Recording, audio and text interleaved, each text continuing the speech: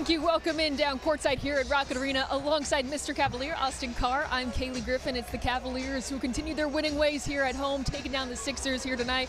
And Austin, it wasn't always the prettiest, right? As Donovan Mitchell alluded to, that second quarter got a little funky. They led by just 3 at halftime, but they ended up leading by 20 at the end of the third quarter. What did you make of the way this team was able to settle in, especially in that second half? Well, it was really interesting because when they started, they kind of fed off the energy that Darius gave them. And you could see it, man.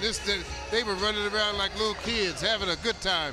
And then all of a sudden, things just kind of slowed down. The referee started making some strange, wanted to see everything. I mean, some of the things that they wanted to see really slowed the game down to a snail pace. And then the second half, Donovan took over in that third quarter, and they fed off of that energy, and that brought them home. It's pretty funny because in the pregame show, we talked about how maybe some of that offensive load was going to be off Donovan Mitchell's shoulders here tonight. Right. And yet he goes out and puts up 46 points, and an efficient 46 at that.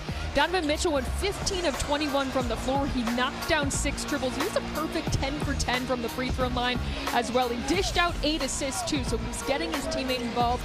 Again, 29th time he scored 40 in a regular season game, and the 20th time he's done so in a regular season game with the Cavaliers. I feel like we're running out of words to describe what Donovan Mitchell is doing. Austin, how would you describe what we've seen from him so far to start the season? Well, what you're seeing is a guy who's focused on trying to get back to the playoffs and trying to go further in the playoffs. And what he's doing was he always talks about getting better every game.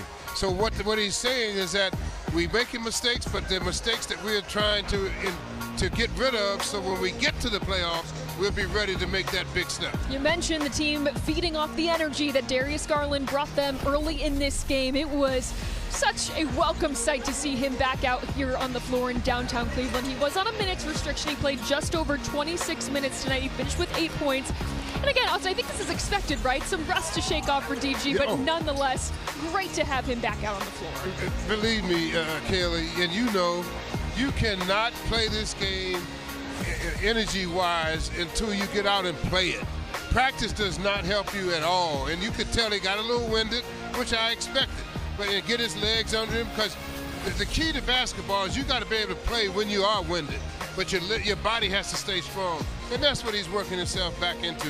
It was a welcome back to these two as well. Jared Allen with a double-double, 24 and 10, and Sam Merrill looking right back to where he was at the beginning of the season, knocking down 14 points. He went 4 of 5 from beyond the arc. Right. And that's the kind of addition that the Cavaliers are looking for from these two in particular, right? Jared Allen's got to be a double-double guy, and they need Sam Merrill to be hot from 3.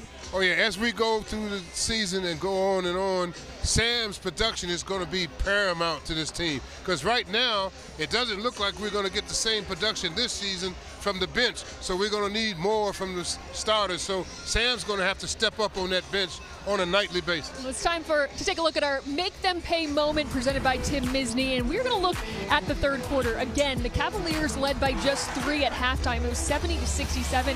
After the third quarter, it was 107-87. The Cavaliers outscored the Sixers 37-20 in that quarter. They shot 64% from the floor. Donovan Mitchell had 15. Jared Allen had 12. Austin, how are those two in particular the difference in this frame? Well, because they kind of fed off each other, and they worked together. You could see every time Donovan got in a tough spot, Jared was there to bail him out with a good angle for a pass or a dunk. And that's what really happened when it got down to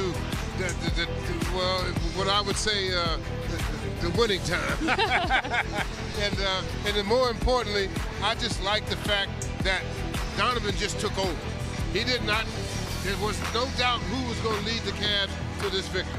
It's been interesting because I feel like last season, the third quarter really seemed to be the Achilles heel for the Cavaliers, right? They would come out hot, and then they'd end up bouncing back in that fourth quarter. But there was something about that third quarter coming out of halftime where they always seemed to be just a little bit of a step behind. This season, it's where they seem to respond. What's changed? Well, we just heard Donovan talk about improving and changing things from the way they used to be.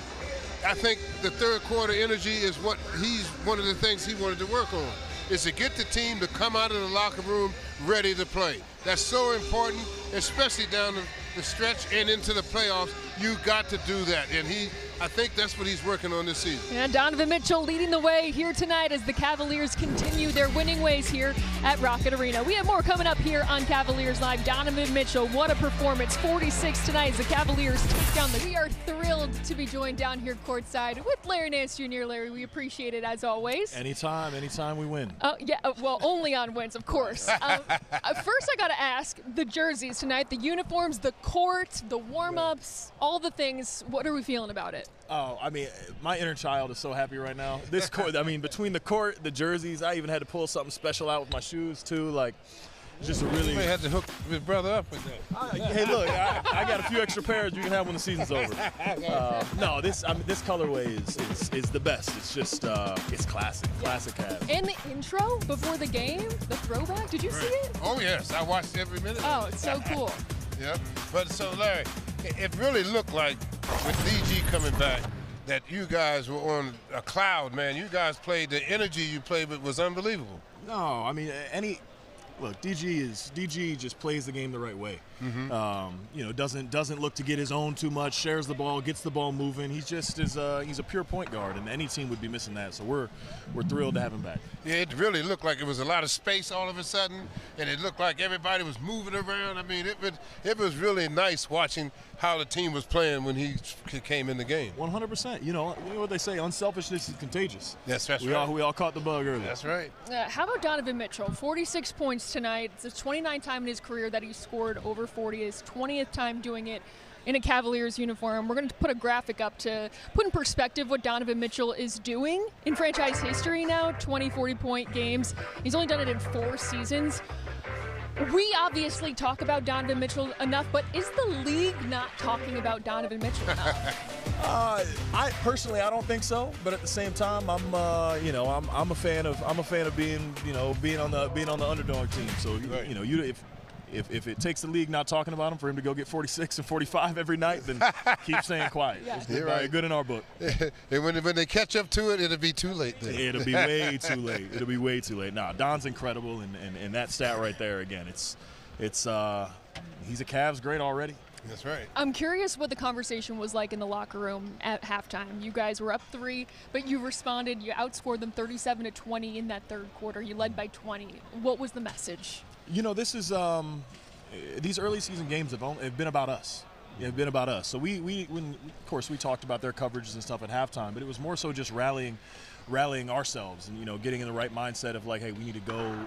We need to lock back in defensively, and we're getting good shots offensively. Just they'll start falling in the second half, but really honing on that defensive end. I thought we did a good job of that in the third. Was this your first time playing with the core 4 together? Yes. Yeah. This is my first time on the court. Right. All right. Yeah. Hey, we're still missing Max though, so like I know. We're missing Max, missing Hunt. We're not fully there, but no, it was they're pretty special. I was gonna say, how dangerous, in your opinion, can this team be when everyone is at full strength? No, it's crazy. It's crazy. Like even I was in the game and I didn't even checked out one time and was like, Don has 40. Jarrett has 20 and 10. Yeah. And Evan got off to a ridiculous start. I mean, we can hurt you in so many different ways, and those 4, obviously the head of the snake, they just they make the game so much easier for all the rest of us. Yeah, it really looked like when they were all doing their thing there for a minute that anybody could score the ball, anybody was passing. I mean, it was just beautiful to watch the way they played. The way y'all guys came out together. It was good basketball. Good basketball. The good basketball. That's all we want. And again, having DG back really helps that. Well, Larry, we appreciate you taking the time as always. Thank you so much. Of course, appreciate you guys. And we got more coming up here on Cavaliers Live as we continue to wrap this one up. The Cavs